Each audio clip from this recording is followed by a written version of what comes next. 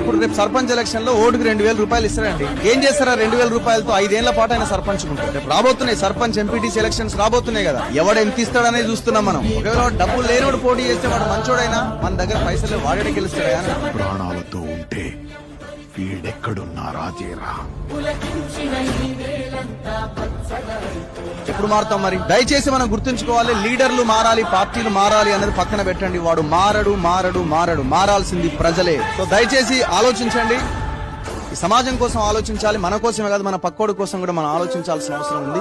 మనం మారి మన ఎజెండాలకు వాడిని తీసుకురావాలి. వాడెట్లా మారతాడు? వాడు దొంగే కదా, దొంగ ఎట్లా మారతాడు? సార్ చెప్పినట్టు పులి శాకాహారి ఎట్లయితుంది? అది మాంసమే తింటది. సో అందుకే ప్రజలు మారాలి. మనలో మార్పు వచ్చినప్పుడే లీడర్లు మారుతారు, పార్టీలు మారుతాయి, రాష్ట్రం దేశం కూడా బాగుపడుతుంది.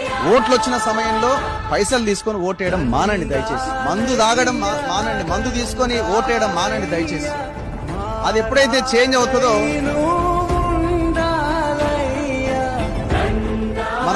మనం మంచిగా ఓటేయడానికి, మనం మంచి వాళ్ళకి ఓటేయడానికి మనం ప్రయత్నం చేస్తాం. అరే అందరూ